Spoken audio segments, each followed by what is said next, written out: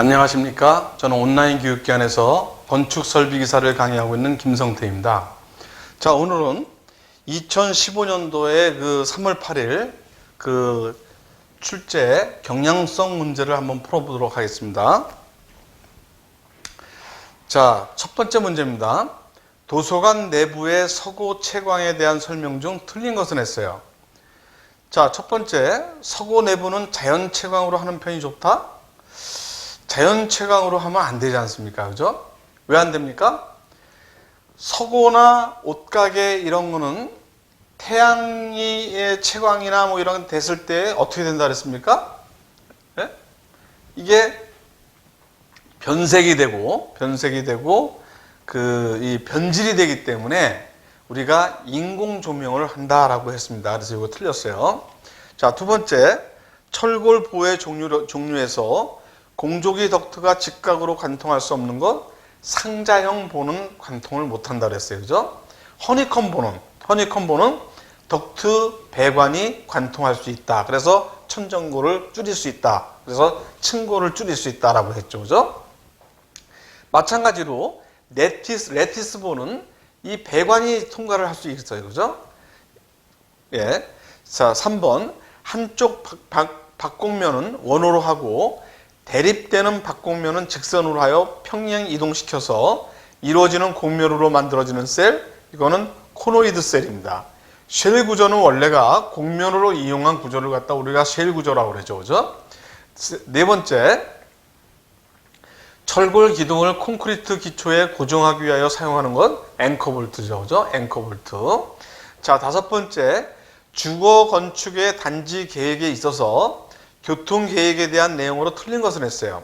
첫 번째, 근린 지구 단위 내부로의 자동차 통과 진입을 극소화한다. 그렇죠. 두 번째, 안전을 위하여 고밀도 지역은 진입구와 되도록 멀리 배치시킨다. 근접 배치시켜야 됩니다. 이거 틀렸습니다.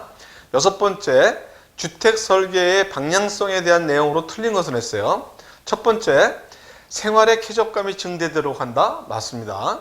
그 다음에 가사노동이 경감되도록 한다. 그렇습니다. 좌식과 입식을 혼용합니다. 그죠? 네 번째, 가족 생활을 희생하더라도 손님 접대를 위한 공간을 충분히 배려한다. 말도 안 되는 얘기죠. 그죠?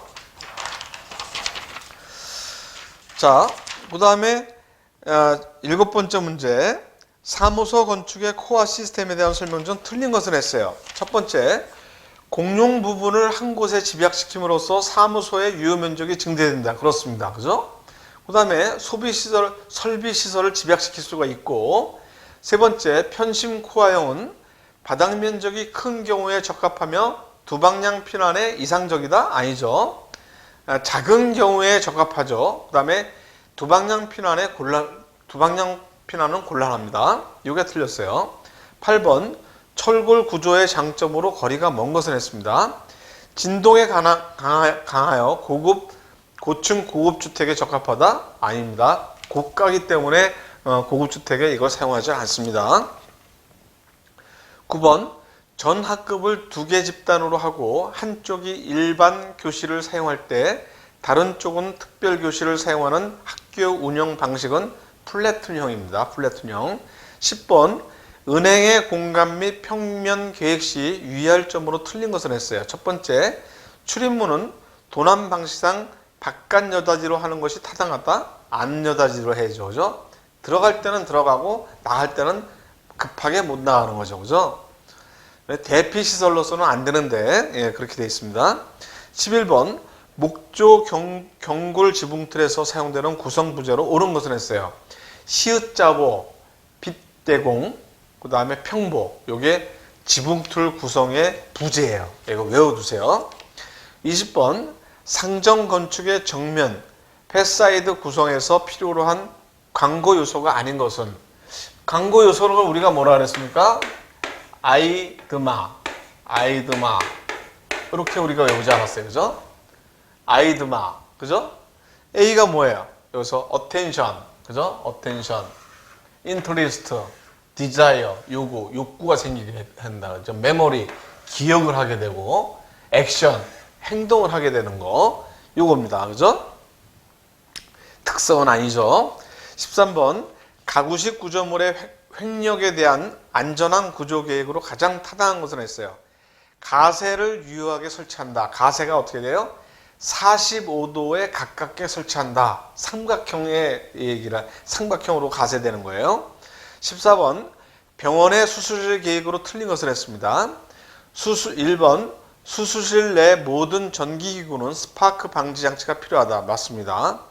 두 번째 전체 건물의 중앙공조 설비를 이용함이 바람직하다. 절대 안 되는 것입니다.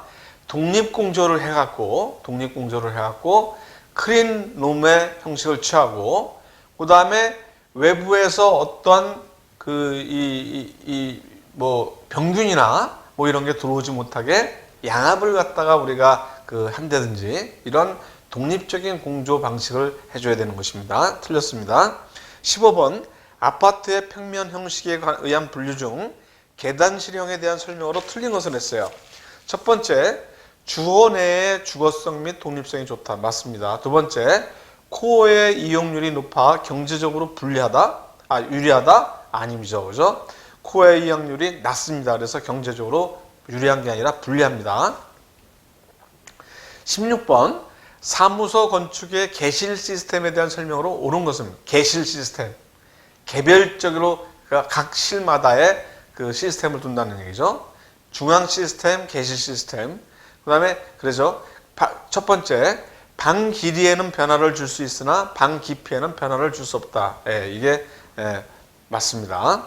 17번 병원 설립을 위한 기본 계획 시 검토해야 할 사항으로 틀린 것을 했어요. 자, 첫 번째 부지 선정을 위해서는 병원이 건립될 지역, 면적 등이 함께 검토되어야 한다. 맞죠? 그죠? 그 다음에 두 번째 병원의 규모는 병상 규모, 입원 환자의 배분율의 추정을 통하여 산정한다. 맞습니다. 그죠? 그 다음에 병원의 시설 계획상 주요 구성 부분에 동선이 교차되도록 계획해야 된다. 동선이 교차되면 어떻게 됩니까? 안 되죠. 사람과 사람이 부딪히고 자재 운반을 해야 되는데 병원에서 관련된 그런 부재료를 재료를 갖다 운반해야 되는데 서로가 겹치면 안 되죠. 그죠? 18번 다음 슬래브 형틀 중 무지주 공법을 적용하기 어려운 것은 유로폼입니다. 19번 철근 콘크리트 구조의 양단부에 늑근을 많이 배치하는 이유로 가장 타당한 것은 늑근은 전단력을 갖다가 우리가 전단력의 저항하기 위해서 그렇습니다. 늑근 그러면 전단력이에요. 그죠? 자, 20번 호텔 건축 계획에 대한 설명으로 틀린 것을 했습니다. 첫 번째, 커머셜 호텔은 도시의 가장 번화한 곳에 위치한다.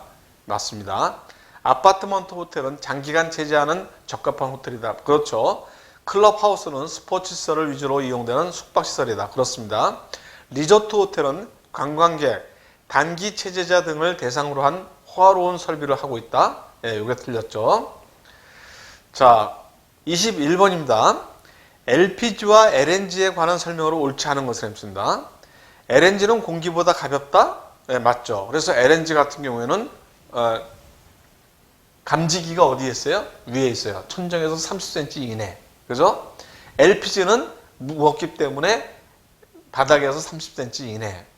그 다음에 LNG는 메탄, CH4가 주성분이고 LPG는 부탄이나 프로판이 주성분입니다. 자, 그럼 볼까요? LNG는 공기보다 가볍다. 그렇습니다. LPG는 메탄이 주성분이나 틀렸죠. 그죠? LNG의 주성분이 메탄이니까. 세 번째, LNG는 액화천연가스를 의미한다. 맞죠? LPG는 연소시 이론 공기량이 많다. 맞습니다. 22번 다음 중 펌프 운전 시 캐비테이션을 방지하기 위한 대책으로 가장 알맞은 것은 흡인 양정을 낮추는 거예요. 캐비테이션이 뭐예요? 캐비테이션이라는 것은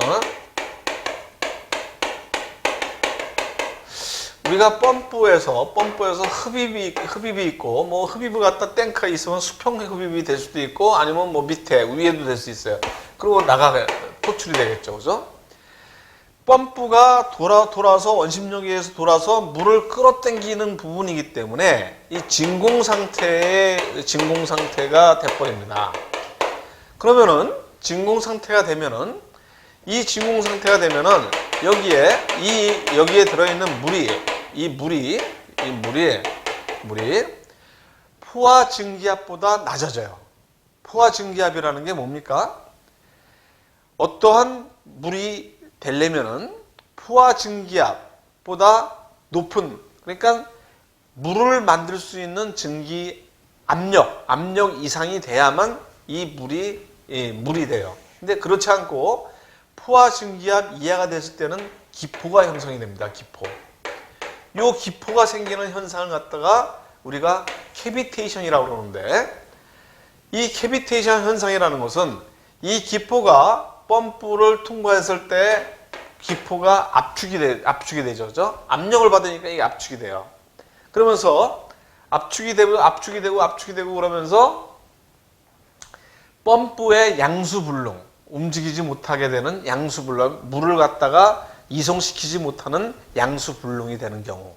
그 다음에 임펠러, 여기서 임펠러가 이렇게 있죠. 임펠러가 공기에 의해서 부식이 되는 경우. 그죠? 그 다음에 조금 아까 말씀드렸듯이 기포가 압축이 되면서 어떻게 돼요? 진동과 소음이 나는 경우. 이런 현상이 발생하는 거. 이게 바로 캐비테이션 현상입니다. 그래서 캐비테이션에 대한 얘기가 여기 나왔죠. 그죠? 그래서 캐비테이션은 이런 상황이기 때문에 흡입 양적을 낮춘다. 가장 알맞는 것입니다. 23번 기구 배수 부하 단위 산정의 기준이 되는 거 세면기죠. 그죠? 세면기 28.5리터. 24번 정화조에서 유입된 오수를 혐깁성분에 의하여 소화작용으로 분리침전이 이루어지도록 하는 것 부패조입니다. 25번 다음과 같은 조건에 있는 양수펌프의 소요 동력은 얼마냐? 25번입니다. 자, 우리가 동력을 갖다 구할 때, 킬로와트를 갖다 구할 때, 이거는 102 곱하기 60 곱하기 효율분의 감마 HQ로 한다. 여기다가 뭐 연결계수까지 있으면 K까지 해주고, 여기서 감마는 물이기 때문에 1000이라고 그랬습니다. 그죠? 그 다음에 H는 메타를 대입을 시키셔야 되고, 요거는 세제곱미터 퍼 미니트, 분을 갖다가 대입을 시켜 주십시오 라고 했어요. 자, 그러면은 할까요? 102 곱하기 60 곱하기 2 곱하기 60 곱하기 효율이 얼마라 그랬습니까? 효율이 80% 0.8 8분의 1000 곱하기 H가 얼마입니까? 10m 곱하기 Q가 얼마예요? 3000리터 퍼 미니트니까 세제곱미터 퍼 미니트로 해야 되니까 나누기 1000 하면 3세제곱미터 퍼 미니트. 그죠? 이렇게 되죠. 효율, 마찰 손실, 수도, 양정에서 양정에 여기서 10을 갖다 대입하시면 안 되겠네. 양정은 전양정을 얘기를 하는 것이기 때문에 실양정 10m 플러스 마찰 손실수도 2m를 더해줘야 됩니다. 2m. 그죠? 실량정은 뭐예요? 낙차. 그 다음에 2m는 요거는 손실수도니까 요게 12m가 되네. 12m. 그러니까 요게 10m가 아니라 12m를 넣으셔야 돼요. 그래갖고 요거를 계산을 하게 되면은 7.35가 나와요. 7.35 킬로와트. 이렇게 해서 여러분들이 답을 내시면 되겠습니다. 자, 26번 보틀 트랩에 관한 설명으로 옳지 않은 것은 했어요. 내부 청소가 용이하다. 맞죠? 자기 사이판 작용으로 인한 봉수 파기가 어렵고 내부에 격복이 있어 배수 트랩으로 많이 사용된다? 아니죠. 여기서 잘못됐습니다. 벨 트랩과 같은 구조로 돼 있어요. 별로 쓰지는 않는 트랩입니다. 27번 급탕 설비에 관한 설명으로 옳지 않은 것은 했습니다. 배관은 적절한 압력 손실 상태에서 피크실을 충족시킬 수 있어야 된다? 그렇습니다. 냉수와 온수를 혼합 사용해도 압력차에 의한 온도 변화가 없도록 해야 된다? 맞습니다. 세 번째, 개방형 급탕 시스템에는 온도 상승에 의한 압력을 도피시킬 수 있는 팽창 탱크를 설치해야 된다? 개방형에는 팽창 탱크를 설치하지 않습니다. 자, 28번. 고층 건물에서 급수개통을 조닝하는 가장 주된 이유가 뭡니까? 저층부가 압력이 높아지기 때문에 이걸 조닝하는 거예요. 예? 그렇죠?